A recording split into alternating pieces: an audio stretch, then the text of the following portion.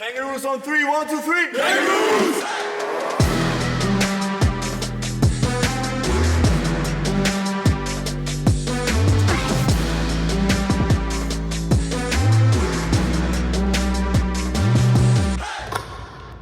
Hallo liebe Kangaroos-Fans und willkommen zurück zu einer neuen Folge von Jump, dem Kangaroos-Podcast.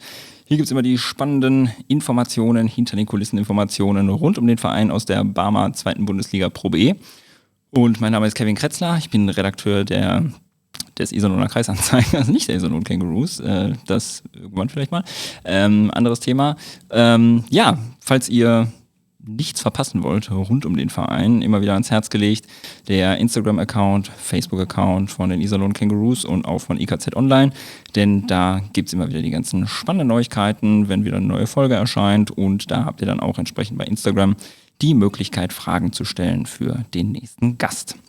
Die neue Folge gibt es immer wieder donnerstags vor den Heimspielen, und wenn ihr entsprechend nicht den Spielplan im Kopf habt, was völlig verständlich ist, und wenn ihr zu faul seid, auf den Websites nachzuschauen, dann auch immer wieder bei Social Media gucken, denn da seid ihr auf dem Laufenden. Die heutige Folge hat natürlich auch wieder einen Sponsor. Wir bedanken uns wieder bei Automobile Pütter, die diese Folge möglich machen. Und ja, jetzt freue ich mich auf den heutigen Gast und switchen auch wieder ins Englische. A very warm welcome to Diante. Hi. My guy. My guy. What's up? It's very nice to have you here. I think this will be a very interesting conversation. Yes, it will. But let's start in the not so far past. How did you spend your holidays? Did you go home since you are from America, New Jersey, I think? No. I'm not making that much money yet. For this Christmas, I spent it with my woman, Jovella. We went back home to the Netherlands, and we spent it with family. Her side of our family, I didn't get a chance to see my side.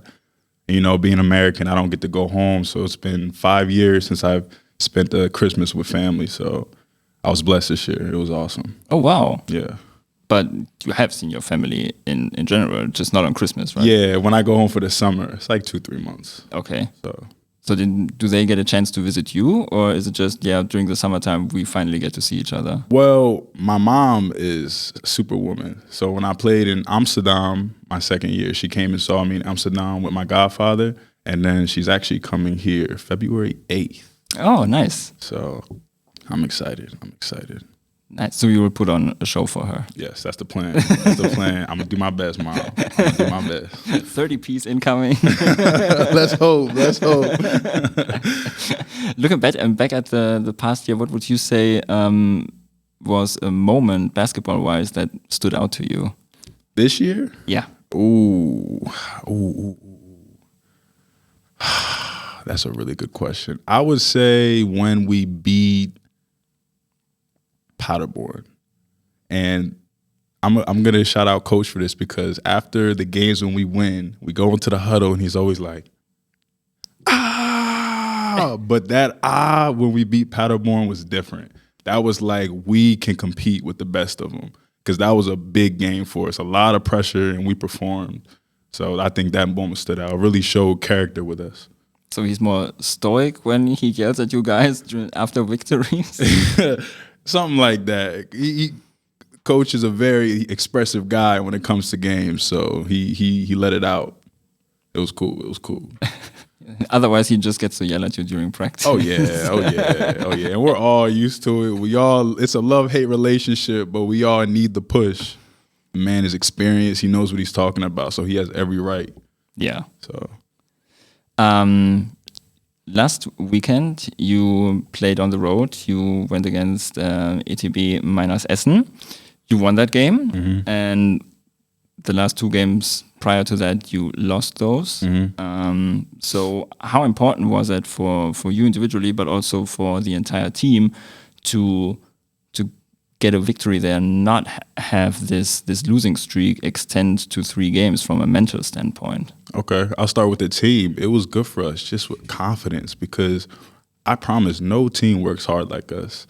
We are on Coach Tony's workout schedule and Zasha, and I think that win just brought us back to the work we're putting in is working. And the losing streak, we still believed in it, but it hurts when you put in so much time and you lose games like that we know we could have won. So it was great for morale. We all feel good, and we're just ready for the second half of the season. For me individually, I mean, nothing changed. I still believe in coach. I believe in my teammates. And win or lose, I know what we put in day to day. So we'll always get it back. What would you say worked really well in that past game compared to those games that you lost? We stood together. I think just from beginning to end, we walked in as a strong unit and we played and left as a strong unit. I think there were points in the other games where we kind of doubted ourselves a bit, and it was hard to overcome because we were missing some players and some players were sick, and those are tough things to battle. But I think we held it together, and I think we needed those losses. I think we did. To not get too high, or why would you think that's important? Yeah, because we were winning, and we were winning. We were playing well. Players were putting up numbers, and we were excited. We were still working hard. Nothing changed. But I think every once in a while you got to get humbled, and it showed us that we have weaknesses that we need to address, and it opened our eyes to if we don't bring it, no matter how good we're playing, any given night we could lose. What would you say are those weaknesses that got, let's say, exposed, quote unquote, that you still have to work on? I think just defensive unity and just knowing how to help each other. It's a new team, so that's tough. We're still learning each other's tendencies. And I think just keeping those leads, because we know how to get a lead, and building on that lead is really tough. And it's hard for new teams to be steady in that. And until I think we get that consistency with building a lead and keeping it, that's going to be a weakness for us. So what's so difficult about maintaining a lead? Is it that you mentally check out, you relax a little bit, and you think, yeah, that lead is safe, we got them, we just have to get to the end of the game somehow? Or what's so difficult about that? Nah, I think we just make some small mistakes, mental errors. But like I said, we're a young team, we're a new team. It's the first half. I don't think any of us expected us to be perfect. So if we were a blowout team in the first half, I think that would be more of a surprise than us not being it. So, and those are mental errors that we work on every day, and we're going to figure out. Definitely will. Would you say it's a good thing to actually have those consecutive losses now in the first half of the season instead of the second half? Absolutely. Thank God they were in the first half. Yeah, definitely in the first half. Definitely. Because it takes so long to actually work on those habits that you talked about? Yeah. I think it takes long. It's easier if everyone's healthy and everyone plays all the time. But we've had injuries and players missing, and that kind of shortens the process or lengthens the process. Excuse me. And I think it just takes time. It's hard to put a limit on it because you only need one game where it works, and all of a sudden everything starts to click. So. Yeah. Let's take a look at the start of your career, or maybe go even further back. Let's do it. Time travel. Yeah. I read a lot about you. Okay. And when it came to the starting point of you playing basketball in high school, but since the listeners and the viewers on YouTube don't know anything about it, maybe you can talk about how it all began for you. Okay. I have a very untraditional journey. So basically, I liked basketball growing up. I was never into it. And my mom, she put me in some rec leagues when I was younger. I played on my middle school team for a year and a half. But shout out Coach Gary, I was a guy that was in the game, stood in the middle and put my hands up because I was tall. But I never went home and practiced, watched the game. I just played because I was tall. And with that, I carried that over to my freshman year of high school.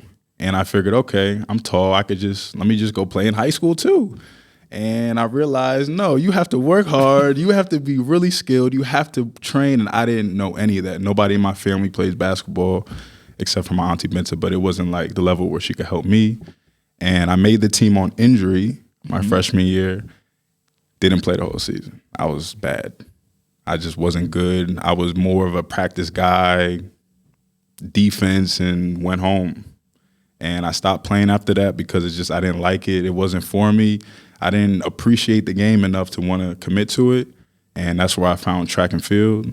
And that was my love in high school. But it didn't stay that way. It didn't stay because of injuries. So my freshman year in college, I went out, and this is a funny story. So the freshman coach that recruited me to Rowan, the college I went to, I missed the first week of practice because I sprained my ankle playing basketball in the rec center. And he was so mad. And looking back, I realized that was a sign. But when I got healthy, I committed to that season. I finished that season, but I was having herniated disc in my back. So I was like, I'm done with track. I'm done. It's just too many injuries, too much going to the physio. And I just stopped. I didn't play sport for 3 years. And yeah, I just played rec basketball because, like I said, it was fun to me, but it wasn't anything I took serious. I don't think we have rec basketball here. So is that like guys just getting together in a gym and hoop? Yeah, so there's levels. In college, you have the actual team, you have club basketball, and then what we call intramural. Intramural is like just any student can sign up and just play in a small league. It's nothing serious, no stats, just up and down. And that's basically what I did. Okay. And it was just with friends, yeah. So you still liked the game and kept in touch with it? Yeah. Okay. And then after you said that herniated disc was healed, you said, yeah, basketball, I'll give it a try again. Not necessarily. I was more like, I worked out more from the time I played. I stopped running track to my senior year when I tried out, and I was going through some things off the court. I wasn't really playing enough to call it on the court, but I was going through some things, and basketball found me in a way that helped me get through a lot of things I was going through. And I was like, I'm going to try out for this team for Rowan because I'm tall, I'm athletic. In the rec, I perform well, but I don't know how to play basketball. And I studied the game like a maniac for 8 months and tried out for the team, and I made it. Shout out Coach Chrisman, you changed my life. That was my college coach. Yeah. So when you say you studied like a madman for those 8 months, what exactly did you do? You watched games, you played more in your free time, or what exactly did you do? I was doing 4 days for like 8 months straight. I was waking up, I would watch like little cone drills so that I knew how to train for myself. I was watching LeBron James highlights, Michael Jordan highlights, Shaq. I was watching highlights. I was reading books on how to become a professional basketball player. I was studying like how players train. I was doing everything because I said, when I come in, I'm not going to know anything, and I'm going to have to find a way to prove to the coach that I can figure it out. And that's all I need. I wasn't trying to be superhero. I just needed to show that I could figure it out. And that's what I did. I was working out. I would wake up at 5 a.m., go to the gym for an hour, go home, eat, nap, go back to the gym, eat, nap, go back, work out. Then I would go to the court down the street from my house, 9 at night in the dark, practicing windmill dunks. If you watch warm-ups, I always do a windmill because that was the first dunk I mastered.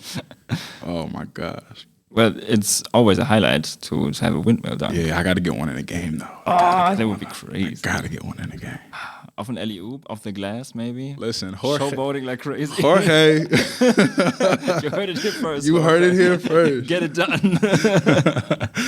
Yeah, man. But how difficult is it to motivate yourself, to really invest your time like that when you're really starting from scratch?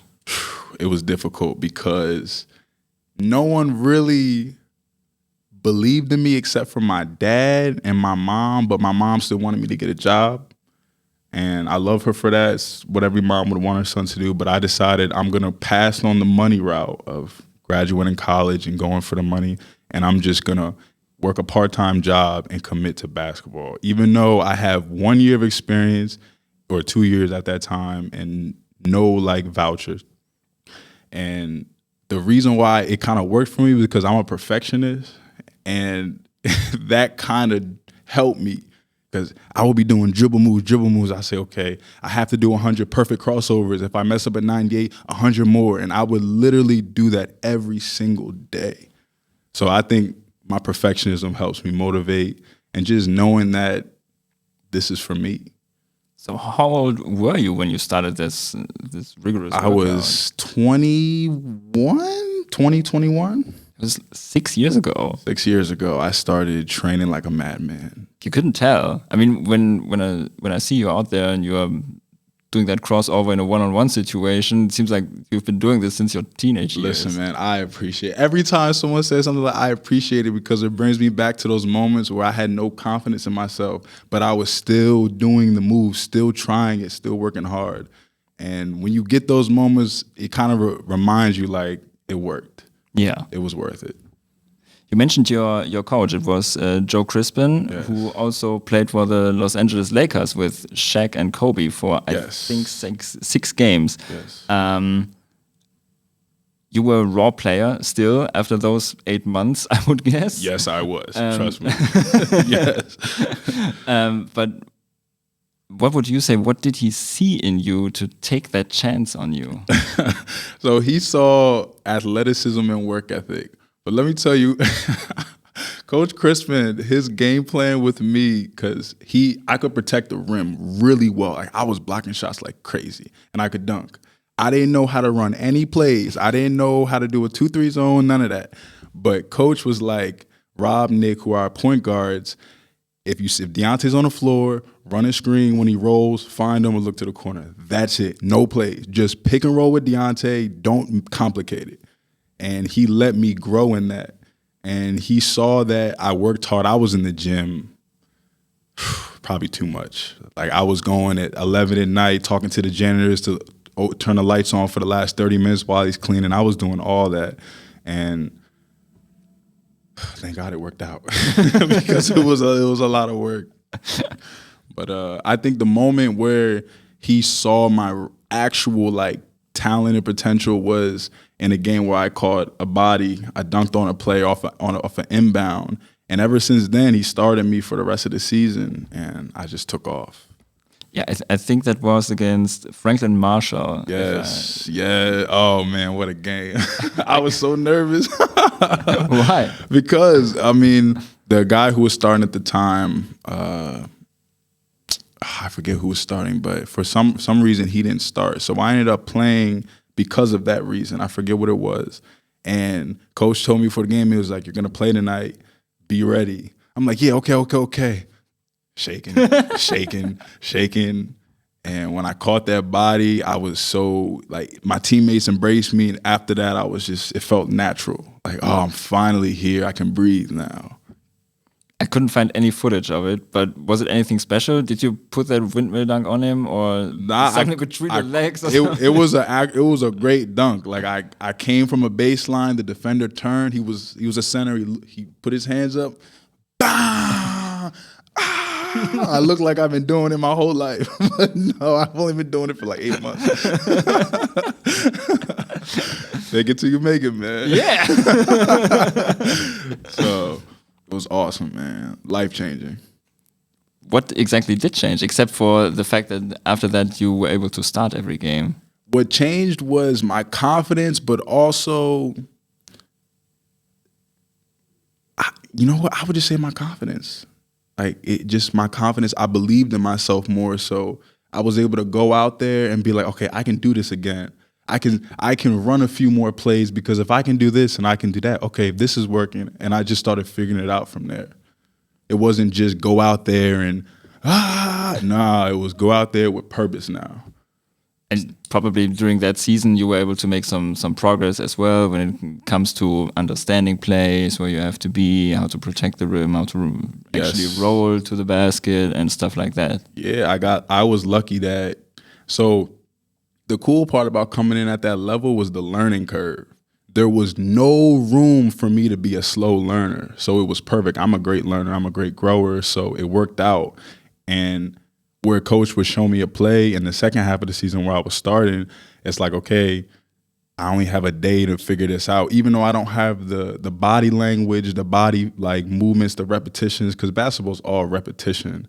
The footwork for rolls, I was traveling a lot on post moves, and I had to figure that out. Otherwise, we're going to lose. So even though Coach is giving me time, we don't really have time because we still want to win a championship. So the pressure was on. It also sounds like there's not much room for error for you, especially when you come in after 8 months of this intense training that you have on yourself. So either you were really kind of perfect during those first few months of the season when you weren't starting, or you made a lot of mistakes and coach said, yeah, fuck it, we'll still roll with him. I hope it was that I was kind of perfect. But it's possible coach overlooked a lot. It's possible. Maybe I should give him a call and ask him, Coach, was I as good as you really thought I was, or did you just overlook a lot? Well, I don't know, man. I think I was more perfect than I thought, because I also wasn't as... Like, I'm not a wild dude, so like I'm not gonna go out there and be like, oh, nah, this is my ISO. No, I gotta prove. No, I was playing my role. My role was very simple, and I think just keeping it in that tight role made it easier to be perfect, quote unquote.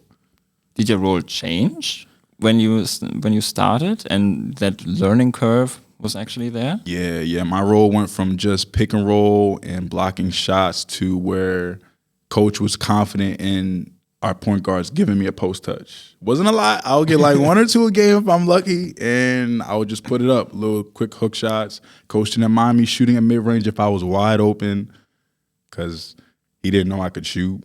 I knew I could shoot with potential, but I didn't prove it at any point. Like, that's not why he brought me on. So just little moments of growth, I would say.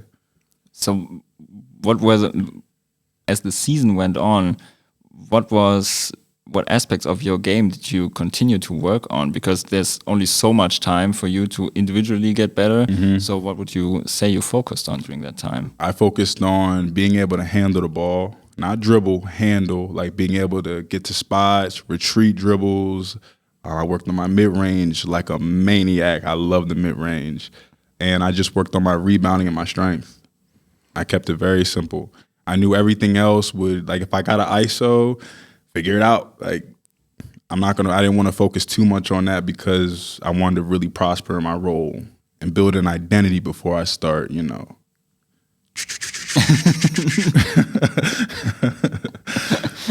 It worked out. I mean, we get to see it a lot nowadays. Yeah. I'm blessed. I'm blessed with a great system and a coach that allows me to be free and go for what I believe I can do. I think that's most important. Yeah.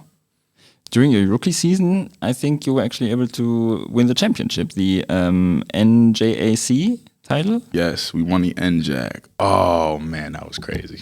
Is that like in New Jersey, some kind of championship that all those colleges that are there fight for, or what is it exactly? Yeah, so we won the South Jersey division of our league, and the NJAC is a tough division. Like, there were a lot of D3 schools that could have played like low Division 2, and we won that. I don't think the Rowan won it for like 20-something years. Oh. So that's why it was a huge moment. And when we also got our ticket to the national tournament for Division 3, and I was like, man, I came at a good time. Like, all right, I'll take it. I'll take it. What was that like in your rookie season, with that learning curve in mind, and to actually see that you are helping that team? You are partially responsible for this victory, for this championship. What did that do to you? I'll be honest with you, man. I didn't really notice it until after I graduated, after I was done, and I realized, like, man, I really had an impact. Because in the moment, I was so humble in the sense of, like, keep my role small and help the team as much as I could. That was my goal. Stay humble and grow. And you don't really notice how big your impact is, because no one was really like telling me. No one was really like, Diante, you're doing this. Like, it was more subtle. And I think after I graduated, I recognized I had a big part in it. So how many years passed after winning that championship before you graduated? Well, we won the NJAC my first year I tried out. Then Joe Crispin talked me into staying for my second year. Mm-hmm. And then we lost in the playoffs that year, and then that year I graduated. Okay. So I stayed the next year. And Coach Crispin wasn't really a guy who believed in feedback? No, he did, but Coach is so chill. Like, he's very much into staying humble and And he would give me moments where, like, Diante, you're doing this well. We need this. Keep doing this. You're growing. But it wasn't anything that I could take with me and say, like, y'all need me. And I liked it that way. What would you say what's the most important thing that you learned from coach? Is it that being humble? I would say he would always say, just play. Like, just play. He gave me a book called The Inner Game of Tennis, really popular book in America. It's about the mental side of tennis. And he gave that to me because I was struggling with free throws. And he always see me getting frustrated. And that kind of helped me, that book, learn how to just relax. And I think the biggest lesson is just play. Even now this season, whenever I'm having a tough start or a tough game, or I'm like, just play. Just play. It's just basketball. So not get hung up on the moment. Yeah. Pass and just stay in the moment and focus what's in front of you, like that kind of thing. Yeah, like just relax, appreciate where you are, and just give it your all. Like, don't put any extra pressure on yourself. And I think that's why he went so far, because he had that mindset. And coach is always smiling. He's always calm. I've always admired that. That seems like a contrast to Coach Tony. Believe it or not, Tony is a very calm person, just off the court. Yeah. Just off the court. During the game, he's always pacing up and down or just leaning there and just shaking his head. Sometimes I just want to give Coach my jersey. Like, Coach, show us, because you could really go out here. He could still play, in my opinion. Yeah, he says he has to lose some weight, and in 2 years he will be ready. Wow. I hope I'm still playing for Iserlohn when he does. Catching a lob pass from Coach Tony will be a moment. Yeah, I think so too. But I don't know, man. I think he will be 35 by then. So running the fast break could be challenging for him. Hey, with Zasha training, you could do anything. You could probably fly, man. I'm telling you, that man knows what he's doing. So he'll be like a leopard out there, but just taking off. Hey.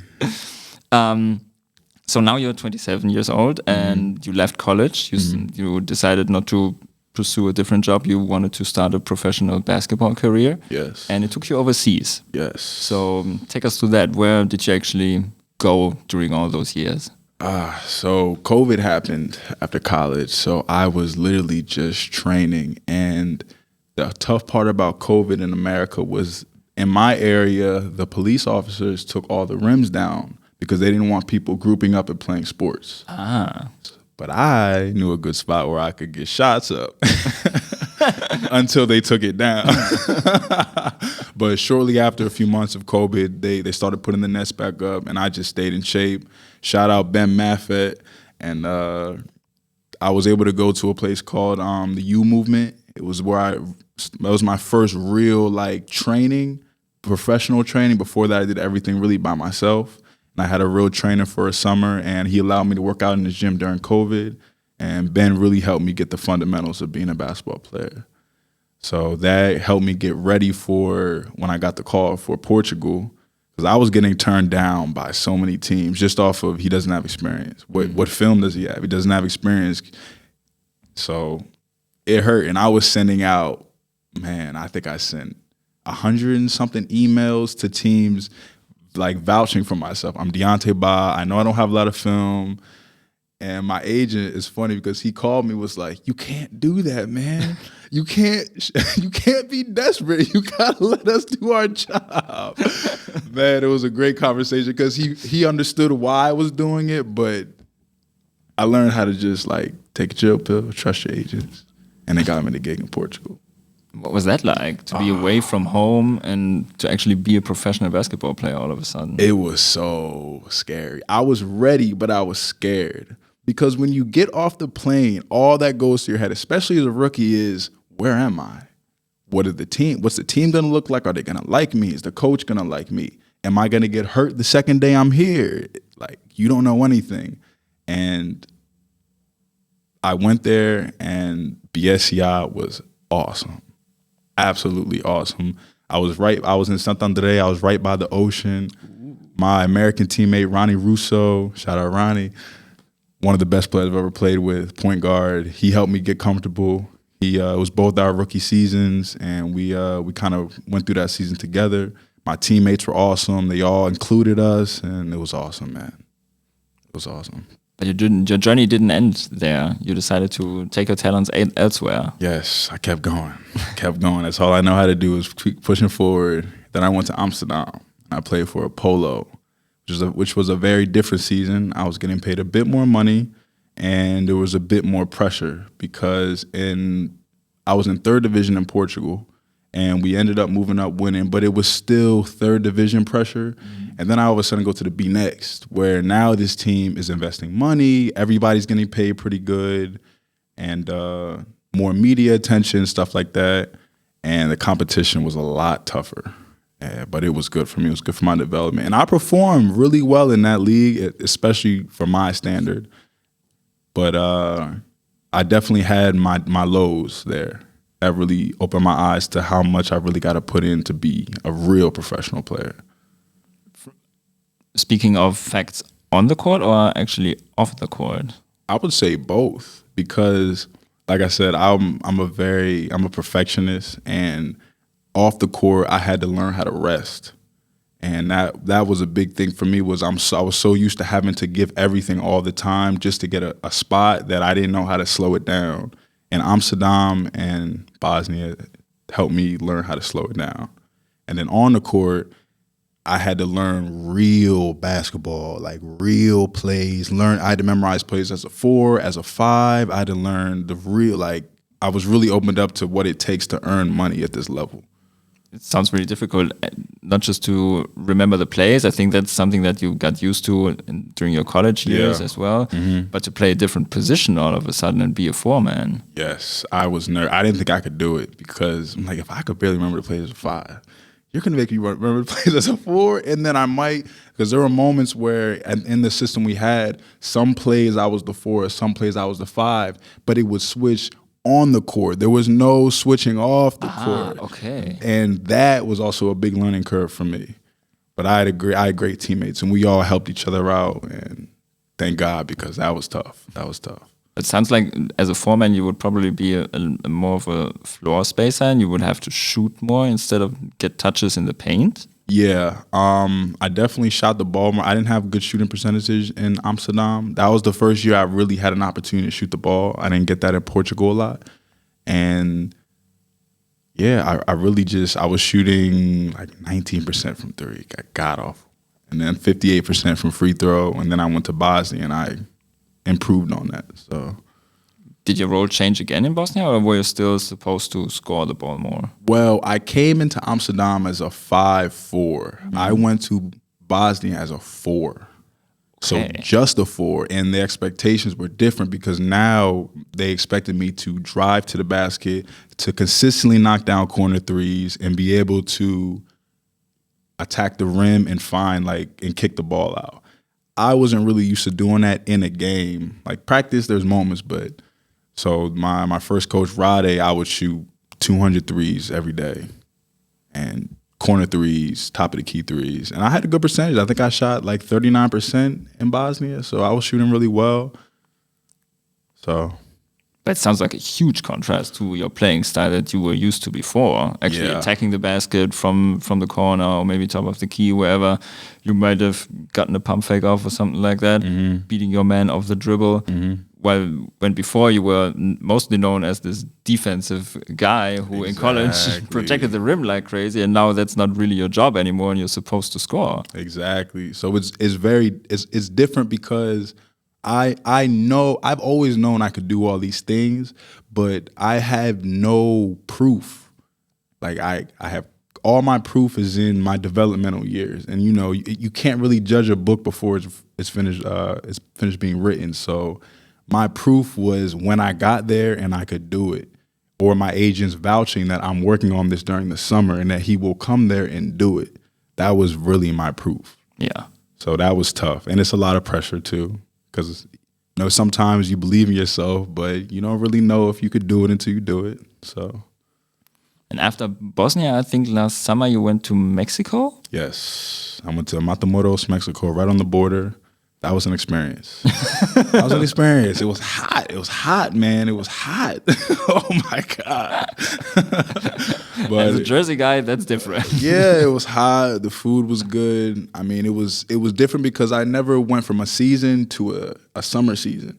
And in Mexico, it was condensed. So we had, I think, 20 games in 6 weeks, 7 weeks. What? So we were playing 3-4 games a week.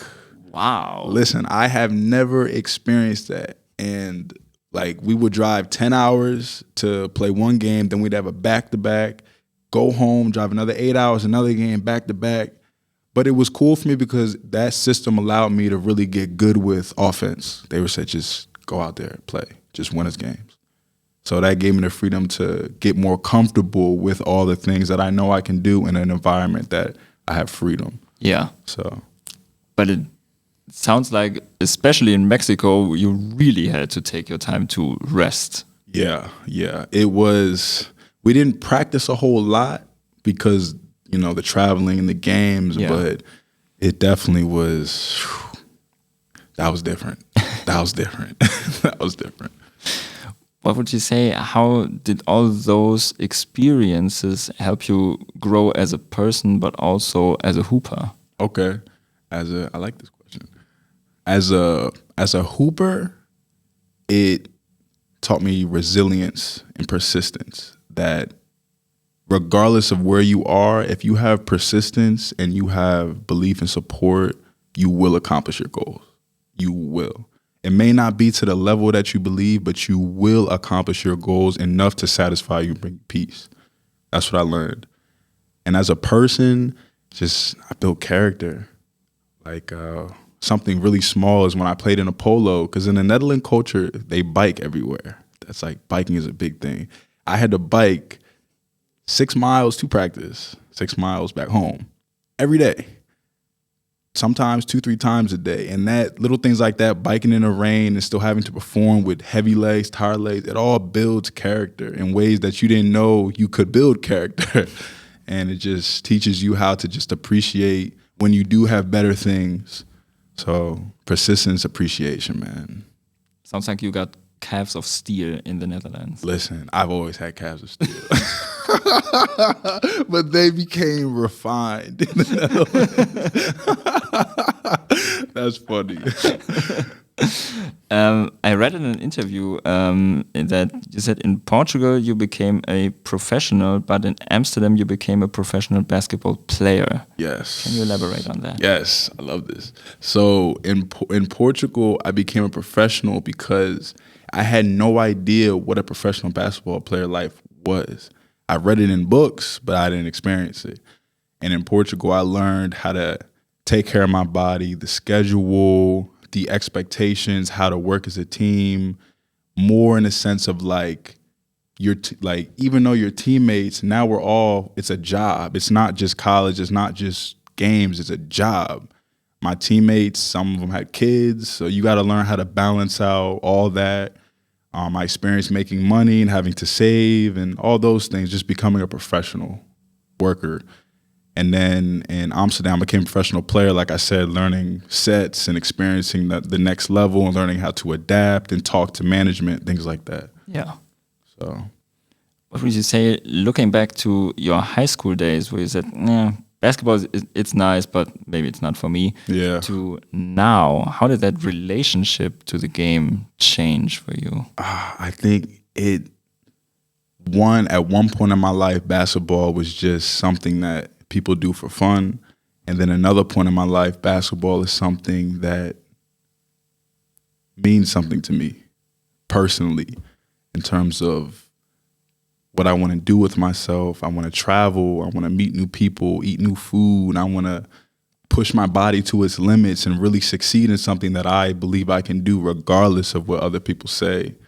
So I think I had no purpose with basketball when I was younger. I found it later on. So I think that's very cool. To have this, to find this purpose in life. A lot of people don't really have that, but to actually find it in something that you said, maybe that's just not for me. Yeah, it's very yin yang. It's odd, man. Would you say you approach the game differently now? after all these experiences that you made in different countries? Ooh, I think that's a good question, man. That's a good question. I think my approach to the game is giving my all and just know that I give it my all. Because as I became more professional, I realized only certain people really support you. And also, at any given moment, it could be taken away from you. And do you want to walk away from a game, a night, an injury, whatever, and feel like you left anything out there? And I just don't want to feel like that. So that's my approach.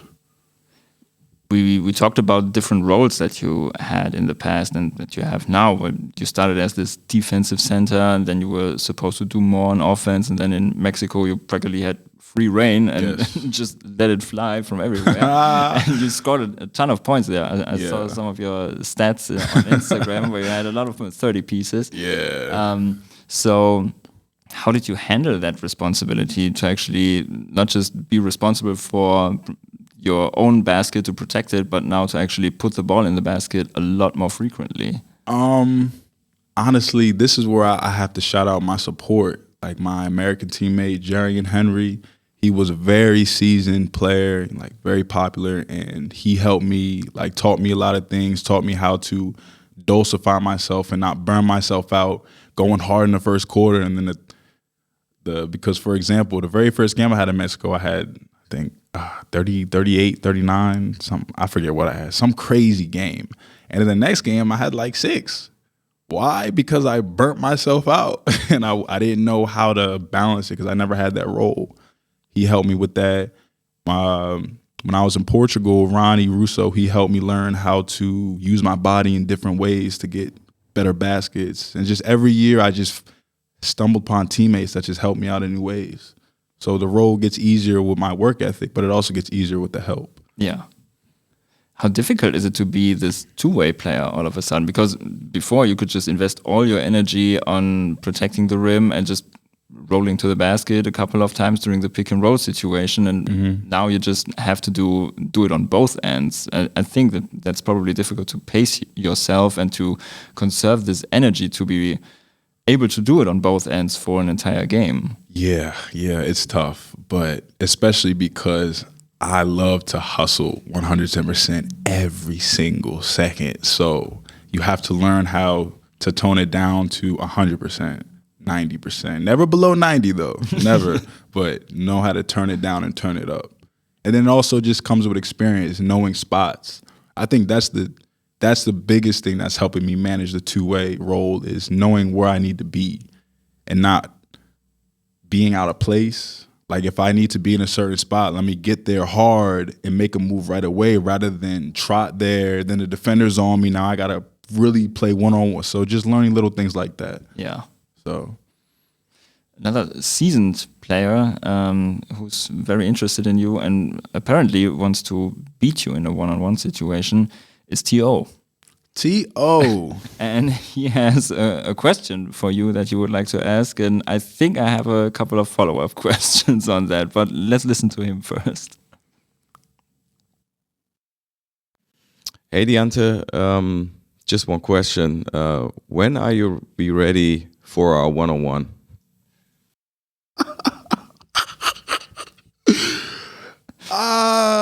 So I'm going to spill the beans on this one-on-one. So to guarantee that I don't lose, let me tell you, you listening?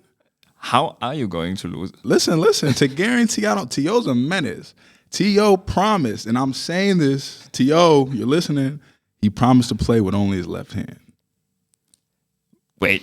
That sounds like T.O. is really a menace. If he cannot use his right hand, what's going on with this man? I think T.O. is secretly on LeBron James level. I think T.O. is like Michael Jordan on low. He's just waiting for his right moment, and I think I'm his moment to show everyone. Yeah, so I told him, only use your left hand. Only use your left hand. But to answer the question, I don't know, T.O. I'm waiting on you. I'm in the gym every day. He is too. I think there are some possibilities to make it happen. Listen, Maybe I'll film it. Maybe we'll film it and post it on Instagram. You have to film. Only if you win, though. Only if I win, though. If we lose, T.O., I don't know. Maybe you have a herniated disc. Something came up. Man, T.O., I'm not feeling too well. So who's the one who's shying away so far from that match? I can't tell. I mean, I think we eye each other down. Me and T.O., we talk trash almost every day. Like, I airballed in practice one time, and he walked up to me. He was like, should I open a window? Like, So I don't know. So that's kind of the starting point. You guys just talking trash, and then it built up to this hypothetical one-on-one matchup? Yes, it built up to this one-on-one that's going to be absolutely legendary. Don't you think you have certain advantages just because of your height and weight? Listen, I don't ever underestimate my opponents. T.O., I'm telling you, you'll see. Yeah, I don't know. He's talking a big game. I might believe him. I don't know. Maybe that's the strategy to disguise himself as Michael Jordan. Then he's more like, I don't know, Hey, man. Carlos Arroyo. It'll be fun. Hopefully the cameras will be there. Let's hope. Or you, and then you could tell everybody. Yeah, that's fine with me. Hey. Two other questions I have before we skip it to our viewer questions. I heard that you call your father the GOAT. Yeah. Why? Man, my dad is my role model. Just in mind, body, soul, he's taught me so much as a person, as a man, as a player. And he's got my back, just like my mother. Shout out my mom, just so she doesn't think she's not included. But he's got my back in every way, and I just love him. So do they actually watch your games on YouTube or something like that? Yes. They watch all the games that you don't have to pay for, because sometimes it's hard to find the link. Yeah. But they watch all my games. So how do they look at you now that you made all this progress over the years and are actually living your dream as a basketball player, seeing the world? I think they're getting more used to it, because when I left to go to Portugal, it was like this big thing. And then when I came home, we had a barbecue. But now I'm leaving. It's like, okay, see you next year. So it's becoming more normal. But they always talk about my growth, and they're seeing me really enjoying the game. And I've had some tough seasons in the past, and they're seeing me now in a really healthy season, and they're happy for me. So sounds like they're very proud of you. Yes. I'm blessed. On your Instagram account, you mentioned the next generation of players a lot. Yes. So after all those years that you have experienced on a high school level, shortly college level, and then overseas, what advice would you give to kids who are actually thinking about investing more time in basketball? I would say start small and start. Start small and start. It's something that you just have to do.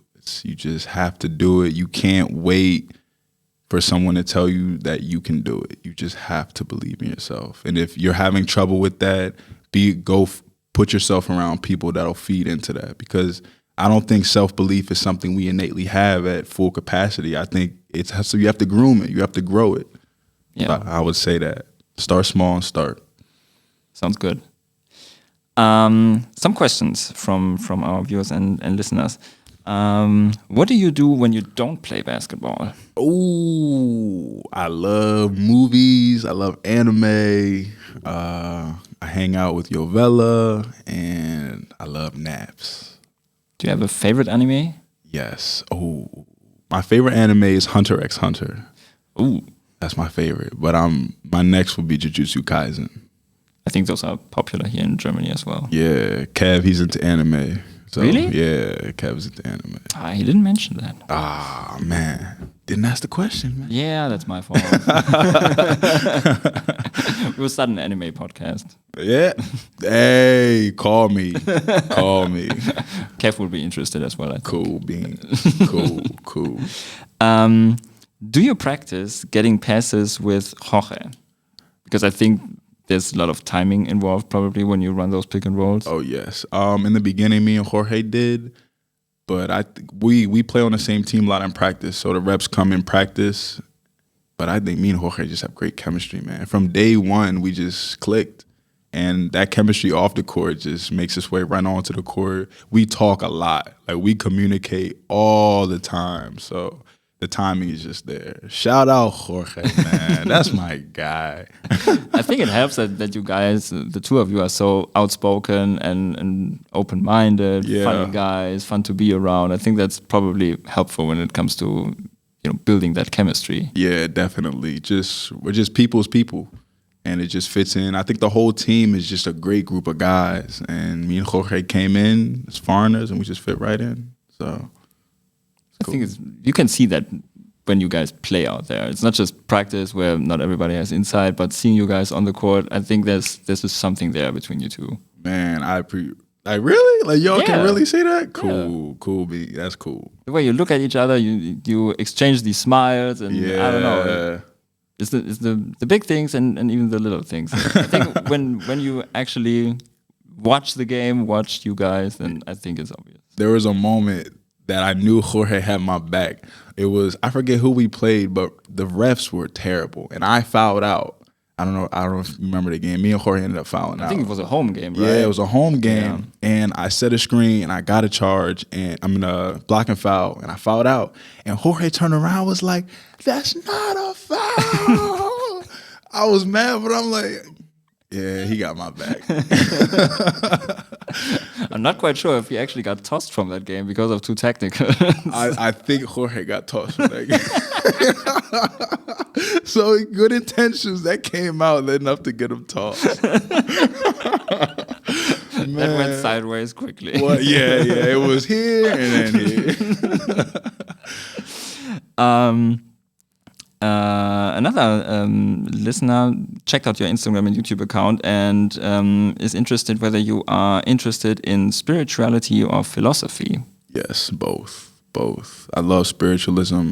I don't have a direct faith, but man, it's my life. It's the reason why I'm on this journey. It helps guide me. It's the reason why my lows are still highs. My highs are always highs. So very, very, very spiritual.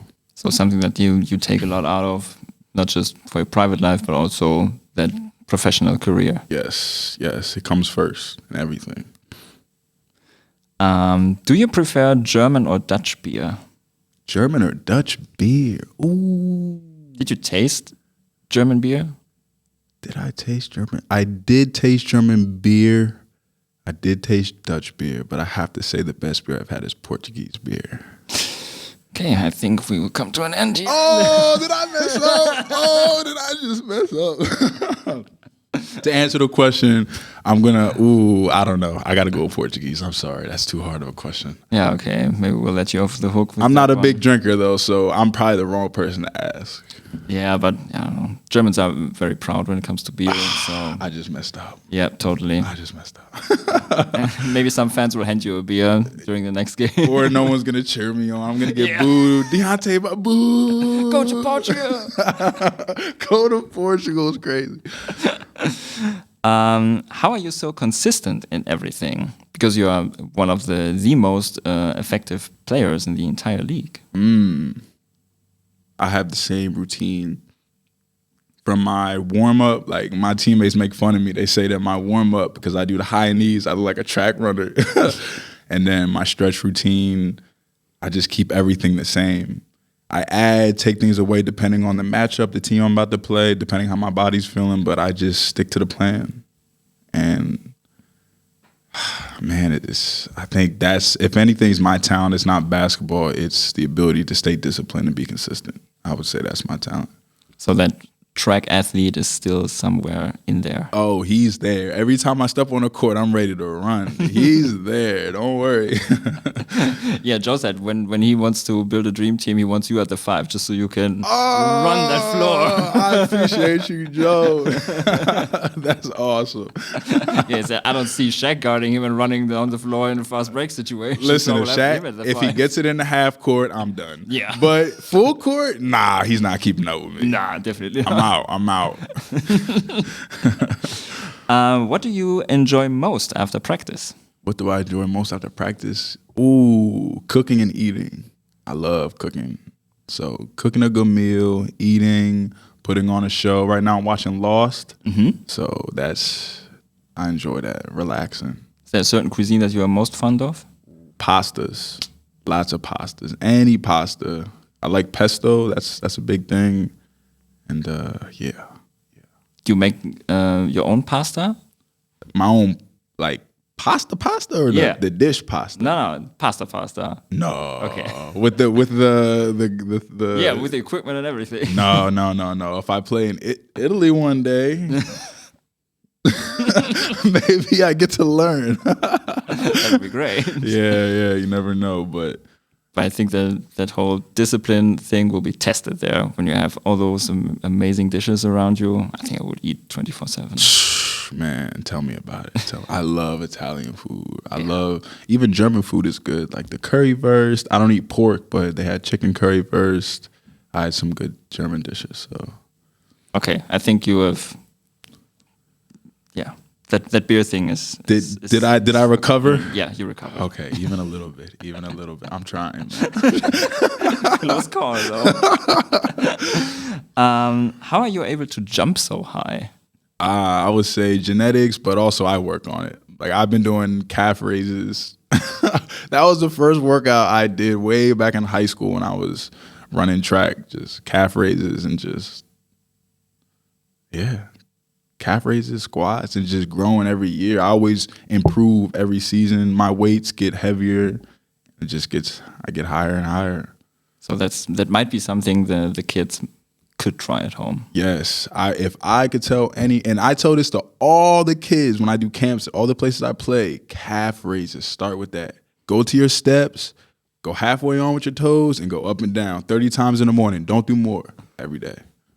I heard that when I was a teenager as well. So it's common knowledge probably. So can you dunk on me? No, I'm small. You probably did like 28. You should have did 30. If you did 30, I never did it, to be honest. Okay.